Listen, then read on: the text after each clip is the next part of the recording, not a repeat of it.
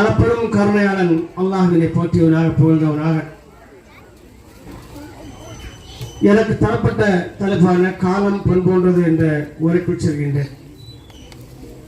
அன்புக்குரியவர்களே, அல்லாஹ் ரப்பல் ஆலமீன் திருமறையில் ஒரு முக்கியமான விஷயங்களை சொல்லும் போதெல்லாம் மிக பிரம்மாண்டமான ஒன்றின் மீது சத்தியம் செய்வான்.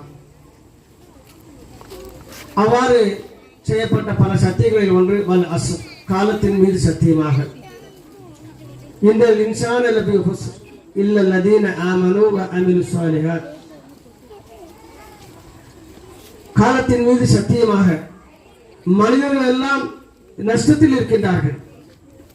யார் ஈமான் கொண்டு நல் அமல்கள் செய்கின்றார்களோ அவர்களை தவிர என்று அல்லாஹ் ரப்பல் ஆலமீன் கூறுகின்றார்.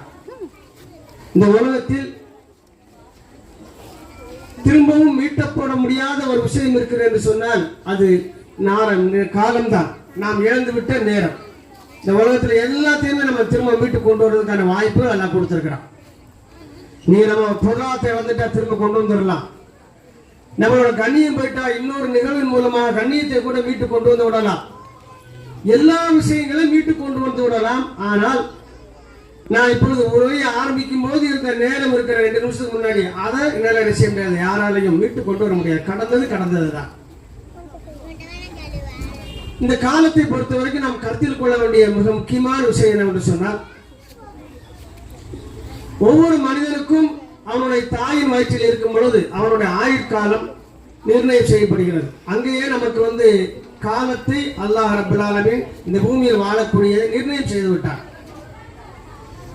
ஆகையால் நாம் எப்பொழுது மரணிப்போம் என்று தெரியாது. ஆனால் நேற்றை விட இன்று மரணம் ஒரு நாள் முன்னால் வந்திருக்கிறது என்பதை வழங்க முடியும்.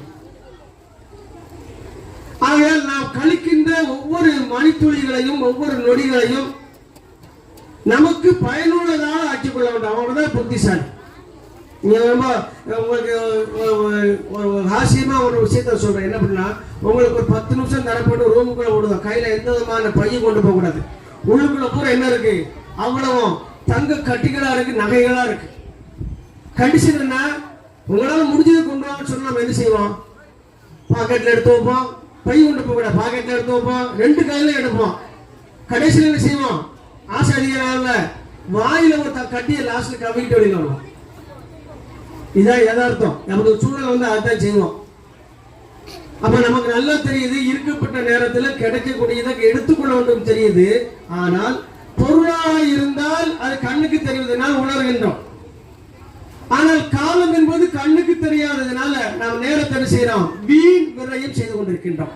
நாளைக்கு மறுமையில கேட்கப்படக்கூடிய பல முக்கியமான கேள்விகள், மிக முக்கியமான கேள்வி, உனது வாழ்நாளை எவ்வாறு கழித்தா என்று அல்லாஹ் ரப்பல் ஆலமீன் கேட்பான். அப்படி நம்மகிட்ட சொல்லுவதற்கான தகுந்த காரணங்கள் நிகழ்வுகள் இருக்கிறதா என்பதை பார்க்கணும். கொஞ்சம் நினைச்சு பாருங்க. இப்ப இந்த இடையில என்ன விளம்பரம் சரி, பிள்ளைகள் எதுவுமே கேட்காது. இந்த இடையில விளம்பரமே செய்யாதீங்க. அது இவ்வளவு பெரிய புரோகிராம் ரெடி பண்ணிட்டு செய்ய குழந்தைங்க, உனக்கு எனக்கு கிடைக்கல, உனக்கு கிடைக்கல, அங்க கிடைச்சிருக்கு, அங்க 2 வச்சிருக்கா, இந்த விமர்சனங்கள் வந்துடும். விளம்பரம் இப்ப எதுவுமே விளம்பாதீங்க. இடையில பிரேக் விட்டு கொடுங்க. அதான் நல்லது. எதுவும் கொடுக்காதீங்க. இப்ப கொஞ்ச நேரம் எப்பவுமே முடிஞ்சுக்கிட்டும். இந்த பரிசு கொடுக்கும்போது கொடுங்க. நீங்க நம்ம நான் தரேன். பரிசு கொடுக்கும்போது கொடுங்க. அப்ப உங்க கவனம் அங்கேயும் இருக்கும். பயம் நடக்கும்போது கவனிங்க. அதை கவனிக்கிற பொழுதுதான் எங்கள்கிட்ட இருந்து ஒரு செய்திகளை வெளியில கொண்டு வர முடியும். நீங்க பாட்டு உங்களுக்குள்ளே பேசிக்கிட்டு கத்தி இருந்தீங்கன்னு வச்சுருங்களேன், நாங்க அப்படியே பேட்டரி டிசார்ஜ் ஆயிடும், முடிஞ்சிடும். இயற்கையாவே பயான கேட்டுக்கிட்ட போது வாயில இருந்து சவச்சம் வச்சுக்கிடுங்க. காதில் உள்ள செவிப்பறை மந்தமாகிவிடும், விலகிடுங்க. கொஞ்சம் எல்லாம் படிக்கிறீங்க, எல்லா லாங்குவேஜ் படிக்கிறீங்க, பாடி லாங்குவேஜ் படிங்க. வாய் சவச்சது அப்படின்னு சொன்னா, அசை போட்டதுன்னு சொன்னா காது கேட்காது. நீ சாப்பிட்டு குழந்தை 2 ட்ரிப் கூட்டத்தான் தெரிய பார்க்கும். சும்மா இருக்க பிள்ளைய அப்படி சுண்டனா கூட தெரிய பார்க்கும். அதனால கொஞ்சம் அதை நிறுத்தி வைங்க இன்ஷா அல்லாஹ். சரியா? ஏனென்று சொன்னால் காலம் மிக முக்கியமானதாக இருக்கிறது. அந்த காலத்தை நாம பங்கீடு செய்ய வேண்டும். எப்படி பங்கீடு செய்யணும்? ஒரு நாளை நான் எவ்வாறெல்லாம் செலவழிக்க வேண்டும் என்று திட்டமிடல் பண்ண மாட்டேன். ஏன்னா இந்த உலகத்துல எத்தனை கோடி கொட்டி கொடுத்தாலும் நமக்கு கிடைக்காத ஒன்று என்னதுதான், நம்மளோட ஆயுள்ல ஒரு வினாடி அதிகம் எடுக்க முடியாது. அல்லாஹ் ரப்பல் ஆலமீன் சொல்கிறான், ஒவ்வொரு ஆத்மாவுக்கும் நான் குறிப்பிட்ட தவணை வச்சிருக்கிறேன், ஒவ்வொரு சமுதாயத்துக்கும் குறிப்பிட்ட தவணை வச்சிருக்கிறேன். அது வந்துவிட்டால் ஒரு காலம் முந்தவும் செய்யாது, ஒரு காலம் பிந்தவும் செய்யாது. அப்ப நம்மளால நமக்கு தேவைப்படும் போது கடைசி நேரத்துல ஒரே ஒரு வினாடியை கூட கேட்டு பெற முடியாது. அப்ப இருக்கின்ற நேரத்துல எப்படிலாம் கழிக்கிறோம்? நம்ம வாயில அடிக்கடி வரக்கூடிய வார்த்தை பாருங்க, எச்சனை வருது, நேரமே போக மாட்டேங்கும். இப்படி நீங்க வாயிலிருந்து வார்த்தை வந்துச்சுன்னா நீங்க வாழ்க்கையில ரொம்ப தோல்வி அடைஞ்சிட்டீங்கன்னு அர்த்தம். வெற்றியாளர்களாக சுறுசுறுப்பா இருக்கக்கூடியவங்க, எதிர்கால இலக்கு இருக்கக்கூடியவங்க, திட்டம் இருக்கக்கூடியவங்க, இவங்க வாயில என்ன வராது? நேரமே போறது வராது. அதனால நம்ம முகத்தையெல்லாம் பார்த்துதான் பிஸ்கெட்டுக்கு பேரே டைம் பாஸ் வச்சிருக்கான். அவ்வளவு மொக்கையை நம்ம கம்பெனிக்காரன் விளங்கி வச்சிருக்கிறான். என்ன பேர் கொடுத்தாலும் வாங்கி சாப்பிடுவோம் அப்படின்ட்டு. பிஸ்கெட்டுக்கு பேர் டைம் பாஸ். அப்ப இதெல்லாம் நம்ம ஏன் இந்த இடத்துல சொல்றோம்னு சொன்னா, நமக்கு இருக்கக்கூடிய நேரத்தை எப்படி ஒரு நாளைக்கு செலவழிக்கின்றோம். இன்னைக்கு விட்டுருக்க பிரயோஜனமா ஒரு இடத்துக்கு வந்திருக்கிறோம். நீங்க நேரத்தை எடுத்து பாத்தீங்கன்னா காலையில இருந்து இரவு வரைக்கும் நம்மளுடைய நேரத்தை நமக்காக செலவழிச்சிருக்கோம். நமக்காக செலவழிக்கிற நேரம் தெரியுமா? நம்ம நினைச்சுக்கிறோம் துணிமணி சோப்பு போடுறது, குளிக்கிறது, சாப்பிடுறது, அது நமக்கான நேரம் இல்லை. அது நம்ம விட்டு போற நமக்காக நேரம். மறுமைக்காக அந்த நேரத்தை யார் பயன்படுத்துறாங்களோ அதுதான் நமக்கான. உங்களுக்கு புரியுதுக்கு அல்லாஹ்வின் தூதர் சொன்ன ஒரு விஷயத்தையே உங்களுக்கு நினைவூட்டுறேன். அல்லாஹ்வின் தூதர் அன்னை ஆயிஷா ரலியல்லாஹு அன்ஹா இடத்துல சாப்பாடுக்கு சொல்றாங்க. ரசூல் ஸல்லல்லாஹு அலைஹி வஸல்லம் ஆட்டினுடைய சப்பையை விரும்பி சாப்பிடுவாங்க என்பது எல்லாருக்குமே தெரியும், நம்ம அடிக்கடி கேள்விப்பட்டிருக்கோம். அப்படி இருக்கும் பொழுது எழுச்சிறாங்க, ஒரு கால குணம் வைக்க சொன்னாங்க. ஒரு சப்பை சாப்பிட்டுட்டு அடுத்த இன்னொன்று வைக்கிறாங்க. 3 வச்சாச்சு. ஒரு ஆட்டுக்கு எத்தனை சப்பை இருக்கும்? 4 வைக்க சொன்னாங்க. இல்ல, அதை நான் அடுத்தவங்களை கொடுத்துட்டேன், இந்த 3 தான் நமக்கு எடுத்து வச்சாங்க. ரசூலுல்லாஹ் சிரிச்சாங்க. சிரிச்சுன்னா ஆயிஷாவே தப்பான கணக்கு, நமக்குள்ளது ஒண்ணு நம்ம விட்டு போனது 3. இல்ல நமக்கு 3 வச்சிருக்கேன், 1 தான் வெளியே கொடுத்துருக்கேன். ரசூலுல்லாஹ் மீண்டும் சொன்னாங்க.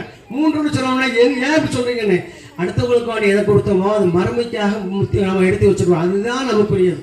இங்க நம்ம சாப்பிட்டு என்ன ஆகும்? கழிஞ்சுவோம். அது நமக்கானது இல்லை, அது கழிஞ்சு போகும். இன்னொரு இடத்துல அல்லாஹ்வின் தூதர் இடத்துல சஹாபாக்கள் வந்து கேட்கிறாங்க, அல்லாஹ்வின் தூதரே எங்கள் வாழ்க்கை என்னன்னு சுருக்கமா சொல்லுங்க அப்படின்னு. ரசூலுல்லாஹ் அவங்களுக்கு உண்டான புண்ணையோட வெளியிலே கூட்டு போய் ஜன்னத்துல் பக்கி என்று பொதுமையவாடி இருக்கு. அது ஒரு காலத்துல குப்பை கட்டக்கூடிய இடம் அந்த பக்கத்துல இருந்தது. அங்க கூட்டிட்டு போய் சேர குப்பையை காட்டுறாங்க. அங்கு என் செய்து கிழிந்த ஆடைகளும் கலைக்கப்பட்ட மலங்களும் குப்பை கூடுதமா கிடக்கு. அந்த இடத்துல ஒரு மண்டையோடும் கிடக்கு. அப்ப அல்லாஹ் சொல்றாங்க, பாத்தீங்களா அந்த மனிதன் உடுத்தி கிழித்தது அது, அவன் உண்டு கிடைத்தது இது, அவன் கிடக்கக்கூடிய இடத்துக்கு குப்பை, இதுதான் உலகம். பார்வையில இந்த உலகம் எப்படி இருக்கு? குப்பை. அல்லாஹ்வுடைய பார்வையில இந்த ஒட்டுமொத்த உலகமும் கொசுவினுடைய ஒரு ரெக்கைக்கு கூட சமம் இல்லை. கொசு ரெக்கை யாராவது பார்த்திருக்கோமா? பார்க்கல. கொசுவை தான் பார்த்திருக்கோம். அடிச்சா பார்க்க முடியும், வந்துட்டு போயிடும். கொசுவனுடைய ஒரு ரெக்கைக்கு கூட சமம் இல்லை நாங்க. ஆனால் இந்த உலகத்தில் நாம ஒரே ஒரு புள்ளியாக இருந்து கொண்டு நமக்கு தரப்பட்ட வாய்ப்பு என்ன வாய்ப்பு? சொர்க்கம் போவதற்கான வாய்ப்பு. அதுக்காக தரப்பட்ட நேரம், அதை நாம் எப்படி கழிச்சுக்கிட்டோம்னு சொன்னா நமக்கு எதிராக கழித்துக் கொண்டிருக்கின்றோம். அல்லாஹ்வோட தூதர் சொன்னாங்க, நீங்க அல்லாஹ்வின் தூதரே நாங்கள் சொர்க்கம் போவதற்கு எங்களுக்கு ஒரு நல்ல ஒரு நசீர் செய்யுங்க அப்படின்னு. அப்ப அழகா சொன்னாங்க, என்ன தெரியுமா? நாவை நீ அடைச்சிக்கொள், மறுமை நாளில அதுதான் உனக்கு எதிராக வந்து நிற்கும். நாங்கள் இன்னைக்கு நம்ம கொடுக்கப்பட்ட நேரத்துல எப்படி பாத்தீங்கன்னா ஒரு நாளையில ஒரு அரை மணி நேரமா என்ன செய்யறோம்? புறம் பேசுறோம். ஒரு அரை மணி நேரம் உண்டா இல்லையா? அது எந்த இடத்துல பேச இல்லாதவங்களை பத்தி பேசக்கூடிய சூழ்நிலையில இருந்திருக்க புறம் பேசுறோம், பொறாமைப்படுகின்றோம். நமக்கு தரப்பட்ட நேரத்தில் அல்லாஹ்வை இஸ்திக்பார் செய்யக்கூடிய பாவ மன்னிப்பு கோரக்கு தரப்பட்ட நேரத்தில் நம்ம என்ன செய்யலாம்? பெருமையடித்தவர்களாக கிடைக்கின்றோம். ஒரு நல்ல பொருள் இருந்துட்டா, உனக்கு தெரியுமா நான் வாங்கியிருக்கேன், நீ அதை பார்த்தா நீ ஆச்சரியப்பொருள் சொல்லி செய்வோம். ஒருத்தரை கூட்டி வந்து காட்டிக்கிட்டு இருப்போம். பெருமை அடிக்கக்கூடிய நிலைமை இருக்கு. அப்போ அல்லாஹ் நமக்கு தந்த ஒரு நாளை போட்டி, பொறாமை, வயிற்றெரிச்சல், பெருமை என்று எதெல்லாம் நமக்கு எதிராக மறுமையிலே நமது அமல்களை அழித்து விடுமோ அதையெல்லாம் செய்து நம்ம காலத்தை நேரத்தை என்ன செய்யறோம்? வீணடிக்கின்றோம். ஆனா பிள்ளைகளை என்ன சொல்லுவோம்? நம்ம படிக்கும் போது நேரத்தை வீணடிக்காத, படி, உட்கார்ந்துப்போம். பிள்ளைகளை படிக்காது. என்ன தெரியுமா? அது நம்மளை பார்த்துருக்கு. நம்ம எப்படிலாம் நேரத்தை வீணடிக்க என்பது குழந்தைகளை செய்யறோம், நல்லா பார்த்து வச்சிருக்கோம். அந்த குழந்தைகளுக்கு உண்டான வாழ்க்கை எதிர்ப்பும் படிப்பு தான். ஆனால் அதை என்ன செய்ய கவனம் செலுத்தான். ஆகையால வாழ்க்கையில் நமக்கு தரப்பட்டிருக்கும் நேரம் என்பது மிக மிக முக்கியமானது. அதனுடைய மதிப்பீடு தெரிந்தால் நாம் குறைவாக சிரிப்போம், நிறைவாக அமல்கள் செய்வோம். நீ நம்ம சூழ்நிலை எப்படி இருக்குது? இந்த காலத்தை வீணடிக்கக்கூடிய மக்களாக தான் இருக்கு. அதனால அல்லாஹ் அந்த வசனத்தை சொல்லும் பொழுது காலத்தின் சத்தியமான்னு சொல்லிட்டு மனிதர்கள் எல்லாரும் நஷ்டத்தில் இருக்கான்னு சொல்லிட்டு யாரை தவிர என்ற வார்த்தை வரும்போது யார் ஈமான் கொண்டு நல் அமல்கள் செய்கின்றார்களோ அவர்களை தவிரங்கிறார். இப்ப நம்ம ஈமான் கொண்டிருக்கோம் எந்தமான மாற்று கருத்தும் இல்லை. நல் அமல்கள் எந்த அளவுக்கு கவனம் செலுத்தி ஒரு நாளினுடைய நேரத்தை நாம் பயன்படுத்திக் கொள்கின்றோம் என்பதை பார்க்கணும். நீ நம்மகிட்ட அப்படி திட்டம் இருக்கா? நீங்க நம்ம குடும்பத்தில் காலையில ஃபஜர் தொழுட்டு எடுத்து குரான் எடுத்து ஓதக்கூடிய ரொம்ப கம்மியா தான் இருக்கிறாங்க. எல்லாரும் சொல்லுவாங்க நான் ஓதுறேமாங்க. எவ்வளவு ஓதுறாங்க? நிறைய நேரம் இருக்கும் ஓதுறது இல்லை. அதுக்கு பிறகு இன்னொன்று என்ன செய்வோம், முதல் சலாம் வந்து வலது பக்கம், ரெண்டாவது சலாம் என்ன செய்வோம் பட்டுக்கூடிய தலைவாணிலாம் கொடுப்போம், அப்படியே சாஞ்சிரும். தொழுத உடனே தஸ்மீக்கு கூட படுத்துட்டு செய்யக்கூடிய மக்களா மாறிட்டோம். உடனே தூங்கணும். நீங்க நம்ம சமுதாயம் நோயில இருக்குது. காரணம் தெரியுமில்ல, சூரிய உதயம் போது அல்லாஹ்வுடைய ரஹ்மத் வரக்கூடிய நேரத்துல உறங்குதுதான். நமக்கு நோயில முதல் இடத்துல இருக்கிறோம். எந்த ஆஸ்பத்திரிக்கு போனாலும் பரதாவும் தான் நிறைய தெரியுது. டோக்கன் முக்கவாசி டோக்கன் நமக்கு தான். எந்த ஹாஸ்பிட்டல் போனாலும் சிங்க வேண்டாம் கேரளாக்கு போனா அங்கேயும் நம்ம மக்கள் தான் லைன் போட்டு நிற்கிறாங்க. என்ன காரணம் சொன்னா அல்லாஹ் நமக்கு தந்த நியமத்துகளை நம்ம உதாசீனப்படுத்துகின்றோம். அல்லாஹ் தந்த நியமத்துகள் அருள்கூடைகளை நாம் அர்ப்பணிப்போட என் ரப்பு எனக்கு தந்தது யாருக்கும் கொடுக்காத பாக்கியத்தை தந்திருக்கிறான்னு சொல்லி அதிகாலையில இருந்து நாம ஒரு காரியத்தை செய்யணும்னு சொன்னா அதுக்கு பலன் அதிகம். நல்ல மெடிடேஷன் அப்படிம்பாங்க இங்கிலீஷ்ல, தமிழ்ல அது பேர் தியானம். அல்லாஹ் உனக்கு சொல்றாங்க, கொஞ்சம் பேசாம இருக்கணும். யார் ஒருவர் சுபு தொழுகை முடித்து விட்டு அந்த இடத்திலேயே சூரிய உதயமாக வரை திக்ரிலே துவாக்களிலே அல்லாஹ்வுடைய நினைவிலேயே அமர்கின்றாரோ, வழக்கமா ஒரு நாளைக்கு இல்ல அமர்கின்றாரோ, அவருக்கு சொர்க்கம் செல்வதற்கான பொறுப்பை நான் ஏற்றுக்கொள்கிறேன். நீ அதை வச்சுக்கிட்டு செய்யலாம். இன்னைக்கு சம்பந்தம் இல்லாதவங்களாம் ஆக்டிவிட்டி பண்ணுங்க பேர்ல செய்யறாங்க. யோகாவா யோகாலாம் சொல்லிட்டு இருக்க. நம்ம டெய்லி யோகா பண்ணிட்டு தான் இருக்கிறோம். டெய்லி நமக்கு அந்த எக்ஸசைஸ்கள் இருக்கணும். சில போனா நாம அத்தையாத்துல இருக்க மாதிரி யாராலும் இருக்க முடியாது. கரெக்டா இருக்கிறவங்கள நான் சொல்லுவேன், உங்க இஷ்டத்துக்கு இருக்கிறவங்களை பத்தி சொல்லல. ஆகையால நமக்கு அல்லாஹ்வுடைய தூதர் சொல்றது அதிகாலை நேரம், அந்த நேரத்தை நீங்க உங்களுக்கு பயனுள்ளதாக ஆக்கிக் கொள்ளுங்க. நம்மகிட்ட எவ்வளவு பழக்கம் இருக்கு, தொழுதுகிட்டு இருக்கும் போதே என்ன செய்ய வேணுமா, அடுத்து என்ன செய்யலாம் யோசனை இருப்போம். சலாம் கொடுத்தோமா கொடுக்கலையா, அத்தாயத்து ஃபுல்லா ஓதுறோமா, லாஸ்ட் துவா கேட்டோமா, அதெல்லாம் நினைவு கூடாது. சலாம் கொடுத்த உடனே செய்வோம், டக்கு அந்த இடத்த விட்டு எழுந்துருவோம். சைத்தான் நம்மளை என்ன செஞ்சிருவான், இவன் இதுக்கு மேல இருந்தா வெற்றி அடைஞ்சிருவோம், வாழ்க்கையில ஏதாவது ஒரு வேலையை ஆத்து கொண்டு எழுச்சிருவோம். எழுச்சா முடிஞ்சு வச்சு அல்லாஹ் ஒருத்தர் சொன்னாங்க, எவர் ஒருவர் தொழுது விட்டு சலாம் கொடுத்து விட்டு அந்த இடத்திலேயே ஒரு முடியாத வரை அல்லது அங்கிருந்து எழாத வரை இருக்கிறாரோ அவர் தொழுகையில் இருப்பதாகவே கணக்கெழுதப்படும். அப்ப அந்த நேரம் பாருங்க, அல்லாஹ்வுடைய தூதர் அழகழகா நமக்கு விஷயம் சொல்லி தந்திருக்கிறாங்க. ஒவ்வொரு நேரங்களையும் கணக்கிட்டு நாம சரியான முறையில பயன்படுத்தணும்னு சொன்னா நம்மை வெல்வதற்கு இந்த உலகத்தில் யாருமே. நீ உலகமெல்லாம் முஸ்லீமோட நிலைமை எப்படி இருக்கு, நீ உலகமெல்லாம் முஸ்லீமோட நிலைமை எப்படி இருக்கு, ரொம்ப மோசமான சூழ்நிலை இருக்கு. அதுக்கு இன்னொரு ரகசியம் என்ன தெரியுமா, நிறைய பேர் இஸ்லாத்தில் இருக்கிறதுதான். அல்லாஹ்வின் பொறுப்பு விட்டு வெளியில வந்துட்டாங்க. எவர் ஒரு ஃபஜர் தொழுகை விட்டாரோ அவர் அல்லாஹ்வின் பாதுகாப்பை பெற்றுக் கொண்டார். இந்த சமுதாயத்தில் ஃபஜர் தொழுகிறவங்க அதிகமா, தொழாதவங்க அதிகமான, தொழுகிறவங்க தான் கம்மி, தொழாதவங்க அதிகம். அந்த தொழில உள்ளவங்க ஃபஜர் தொழுகிறவங்க அதிகமா, ஃபஜர் தொழாதவங்க அதிகமாட்டா நிறைய பேர் நான் ஒத்துக்கொள்ளதான். ஃபஜர் கேட்க முடியல, படுக்க லேட் ஆகுவாங்க, படுக்க லேட் ஆகும். ஏதோ ஒரு காரணம் சொன்னாங்க. நாளைக்கு அல்லாஹ்வின் முன்னிலையில ஏப்ப ஃபஜர் தொழலனா நான் ரொம்ப பிஸின்னு சொல்ல முடியுமா? நாடி நரம்ப தரிச்சிட மாட்டா, அங்க நான் எழும்புமா, பேச முடியுமா? அப்ப எப்ப 60 வருஷம் வாழ்ந்து என்னடா செஞ்சேன்னு சொன்னா நம்ம என்ன செய்வோம், 60 வருஷத்துல கணக்கு பாருங்க. டாக்டர் சொல்லுதான் 8 மணி நேரம் தூங்கினா தான் உடம்புக்கு நல்லது அப்படின்னு. 8 மணி நேரம் ஒரு மனிதன் 60 வருடத்துல 8 மணி நேரம் தூங்குனா 20 வருடம் தூங்குகின்றோம். பெருசா வாழ்தல் வச்சுக்கிட்டு இருக்கோம். 60 வயசுள்ள ஒருத்தன் 8 மணி நேரம் டெய்லி தூங்குனா 20 வருஷம் ஜனாசா தான், சிறுமூத்து தானே. மிச்சம் இருக்கு 40 வருடம். நான் சொன்ன மாதிரி மௌல சொன்ன மாதிரி நமக்கு எதிராக பயன்படுத்துகின்றோம். பொருளாதார மீட்ட வேண்டும் என்பதற்காக மறுமையில அல்லாஹ் கேள்வி எழுப்பான, எப்படி சம்பாதித்தா எப்படி செலவழித்தா என்ற அந்த பயமெல்லாம் இல்லாம பொருளாதாரம் சேர்ந்தால் போதும் என்று ஹராமான வழிகளில் கூட செய்யறாங்க. இன்னைக்கு சம்பாதிக்கிறாங்க. ஏர்வாடிகள் எல்லாம் பாத்தீங்கன்னா பெரிய கோமாளித்தனம் நடந்திருக்கு. சகோதரர் கூட தெரியும். என்ன பண்ணா, கணவனுக்கு தெரியாம மனைவியும், மனைவிக்கு தெரியாம கணவனும் ஏமாற்று பெறுவதில்ல.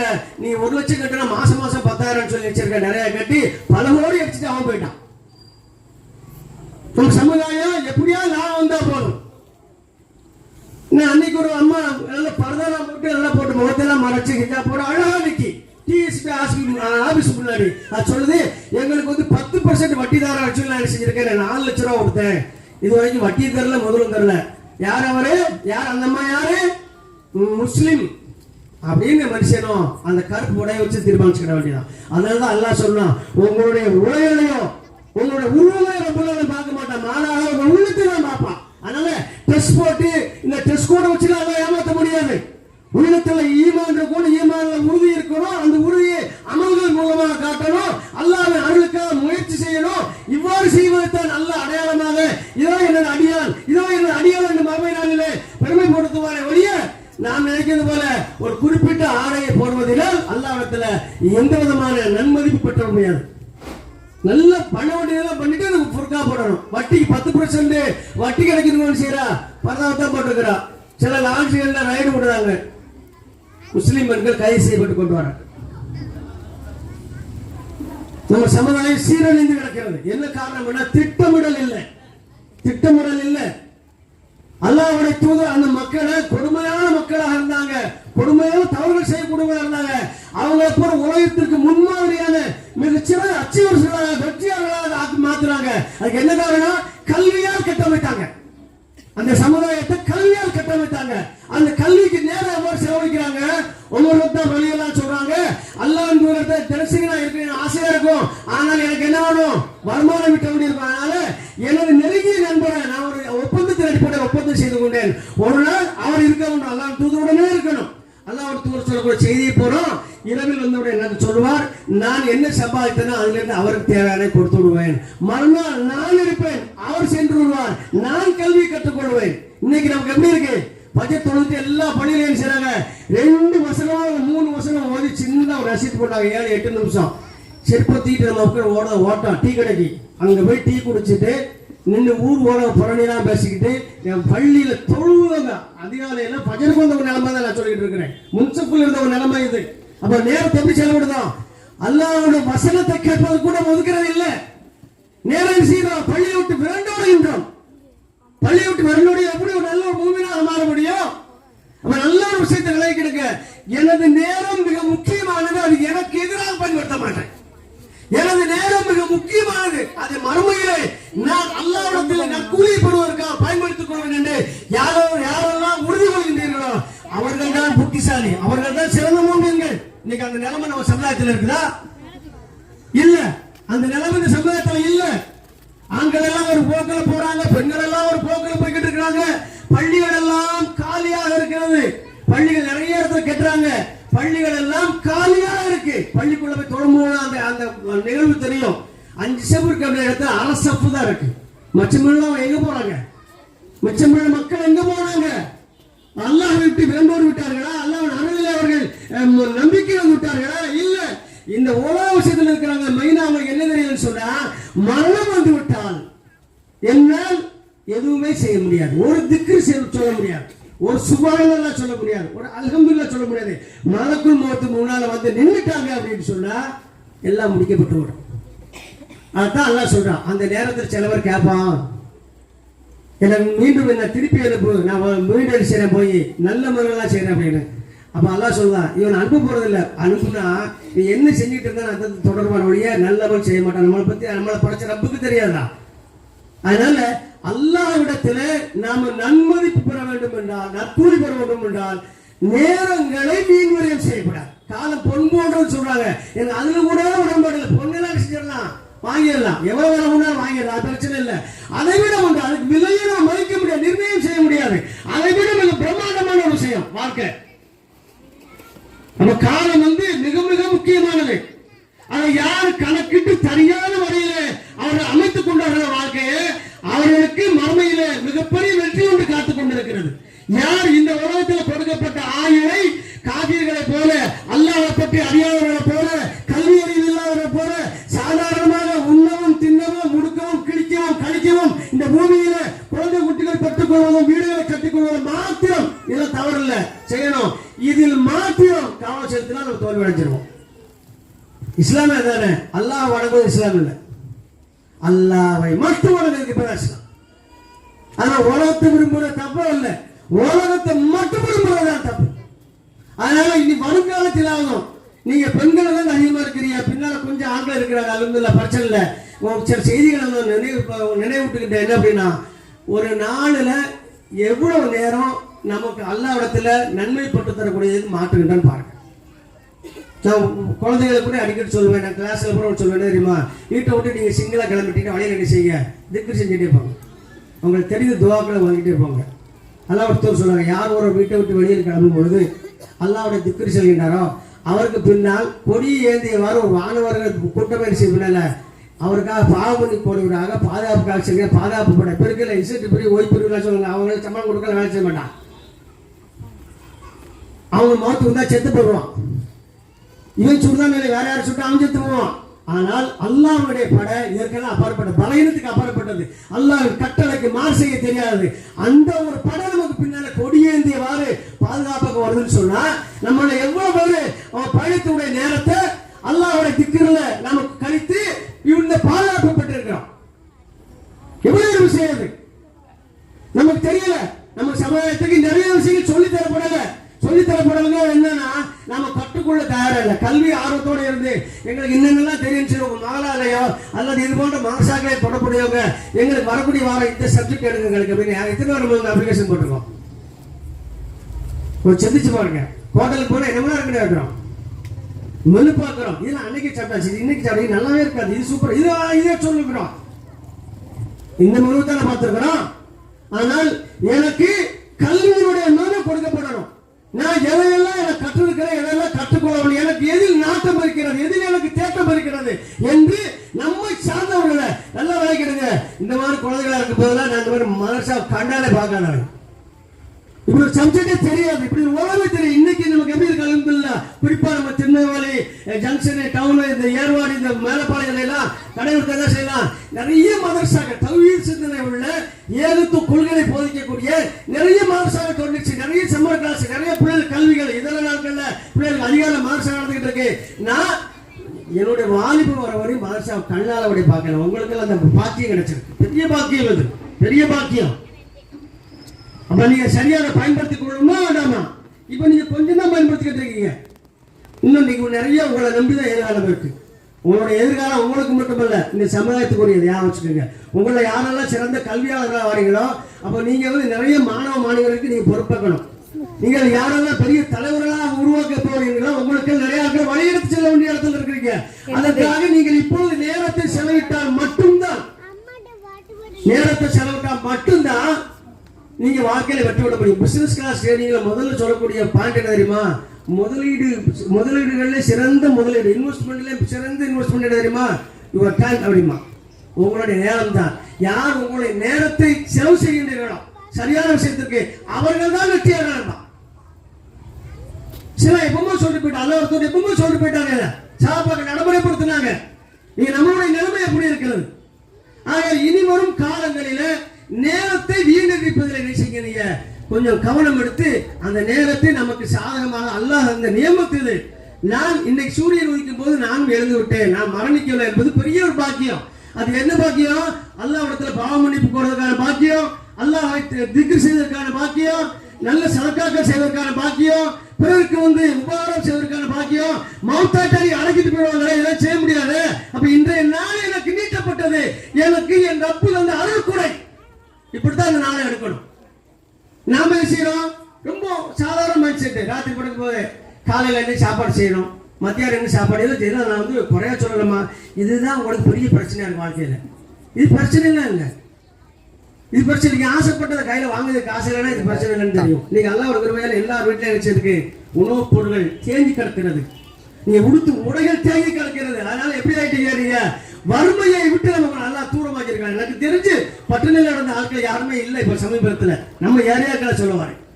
ஆனா நம்ம என்ன செய்யறோம்? எரிச்சலா வருது, எண்ணத்தை போட்டு டெய்லி செய்ய அப்படிங்கிறோம்.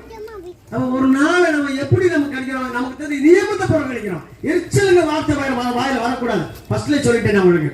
எரிச்சலா வருது, என்ன செய்யவே தெரியல, இந்த வார்த்தை வரக்கூடாது. இதெல்லாம் வாழ்க்கையில் தோல்வியுற்றவர்களும் பிறரை தோல்வியுற செய்வதற்கு உண்டான வார்த்தைகள். அதனால எப்பொழுதுமே எனர்ஜியா இருங்க, எப்பொழுதுமே அதிக தேட்டத்தில் இருக்க கல்வியில. இன்னைக்கு நான் 1 hour எடுத்து குர்ஆனை உட்கார்ந்து படிக்க போறேன். நான் இதுவரைக்கும் பார்க்காத வசனங்கள் எல்லாம் பார்க்க போறேன், படிக்க போறேன். அதில் தினசரி நான் ஓதிக்கிட்டு வரேன். அதுக்கான அர்த்தங்களை நான் பார்க்க போறேன். விளங்காத நான் நோட் பண்ணி செய்வேனா, அதை எங்களுடைய ஆலிமாக்கிட்ட கேட்க போறேன், ஆலிமுசாட்ட கேட்க போறேன். இது நல்ல விஷயமா இருக்கா, நான் நல்ல முழுமையா புரிஞ்சா நல்லா இருக்குமே, இது சொல்லி வரக்கூடிய வாரத்தில் நான் கிளாஸ்ல சொல்ல வேண்டும். எவ்வளவு பேர் இதுல கவனம் செலுத்துறோம், எவ்வளவு பேர் இதுல கவனம் செலுத்துறோம். இப்ப மீண்டும் சொல்றேன், உங்களுக்கு கிடைச்சிருக்க வாய்ப்பு மிக பிரமாண்டமான வாய்ப்பு.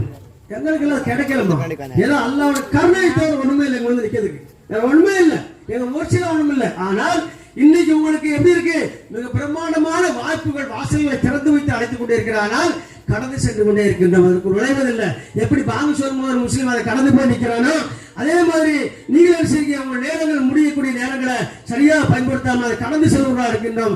எனவே நாம் மற்ற மக்களுக்கு முன்மாதிரியாக வாழ வேண்டும் என்று சொன்னால் அல்லாஹ் திக்ரை கொண்டும் அல்லாஹ் நமக்கு ஒதுக்கப்பட்ட அந்த ஆயுளை கொண்டும் அதை சரியான முறையில் பயன்படுத்தக்கூடிய சிறந்த மக்களாக நம்மை மாற்றிக்கொள்ள வேண்டும் என்பதை எனக்கும் உங்களுக்கும் வசித்து செய்த நான் நிறைவு செய்கின்றேன்.